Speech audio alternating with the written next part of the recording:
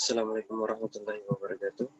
Saya Akbar Abdullah, NIM 130 2018 0077, kelas D1, jurusan Teknik Informatika, Fakultas Ilmu Komputer, Universitas Muslim Indonesia Makassar.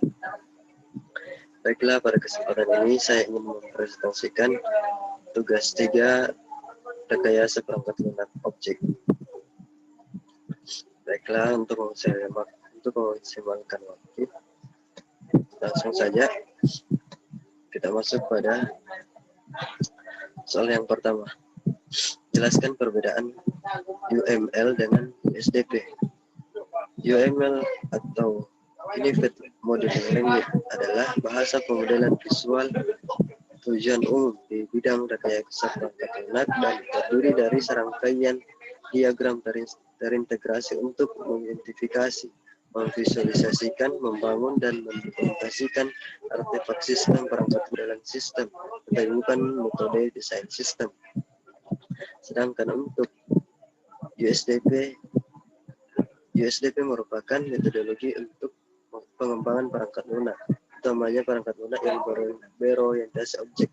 Metodologi ini pertama kali diperkenalkan oleh Rational Team yang pada perkembangannya selanjutnya metode ini disempurnakan kembali menjadi metodologi baru yang bernama Rational Unified Process atau RUP, yang sekaligus menjadi cikal bakal terbentuknya kurang lebih 7 metodologi lainnya.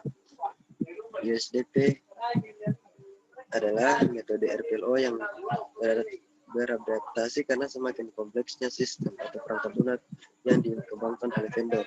USDP adalah proses pengembangan perangkat lunak yang menghasilkan bagian tertentu dari sebuah sistem atau perangkat lunak yang berukuran besar dan kompleks, bahkan raksasa. USDP tetap memanfaatkan UML sebagai alat analisis dan perancangan. Soal nomor 2, menurut Anda untuk apa mengetahui tentang karakteristik dari USDP? Pertama, use case driven. Use case driven dilakukan untuk menangkap kebutuhan serta mendorong analisa, desain, dan implementasi. Yang kedua, arsitektur sentrik. Arsitektur sentrik digunakan untuk memodelkan subsistem, kebergantungan, interface, kolaborasi, simpul, dan kelas-kelas aktif. Dan yang ketiga, iteratif dan inkremental. Iteratif dan inkremental adalah proses pengembangan perangkat lunak yang dibagi dalam beberapa fase, di mana di setiap fase tersebut dilakukan beberapa tahap kerja yang dilakukan secara berulang, yang diharapkan di setiap tahap terdapat beberapa perbaikan yang menuju pada kematangan perangkat lunak tersebut. Nomor 3, sebutkan dan jelaskan secara singkat tentang fase USDP. Yang pertama, inception. Dalam fase ini, pengembangan perangkat lunak dituntut untuk bisa melakukan interaksi dengan customer sebagai langkah awal untuk mengidentifikasi kebutuhan sistem yang hendak dibuat. Langkah ini cukup penting agar para pengembang perangkat lunak punya kesamaan persepsi antar sistem yang akan dibuat dengan kebutuhan pengguna. Yang kedua, elaboration. Fase ini digunakan untuk mematangkan konsep-konsep yang sudah terbentuk di fase inception. Fase ini belum masuk ke tahap pembuatan perangkat lunak secara langsung, tetapi lebih kepada pemantapan konsep dan peninjauan kembali terhadap rencana-rencana yang sudah ditentukan sebelumnya. Dengan demikian, diharapkan proyek yang akan berjalan risikonya dapat ditekan seminimal mungkin.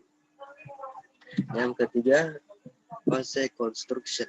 Fase ini merupakan fase coding di mana pengembang perangkat lunak sudah melakukan pembuatan sistem secara nyata. Pembuatan sistem tersebut tentunya harus mengacu kepada hal-hal atau parameter-parameter yang sudah ditentukan dan digariskan dalam fase-fase sebelumnya. Yang keempat, fase transition.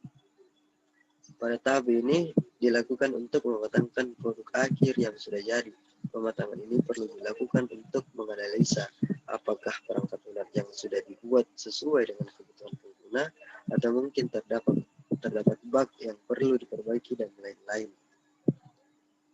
Soal nomor 4, sebutkan 5 model dari kuasa USDP. Dari USDP. Jawab. Yang pertama, model analisis atau analisis. Yang kedua, model perancangan atau desain. Yang ketiga, model deployment. Yang keempat, model implementasi atau implementation. Yang kelima, model pengujian atau testing.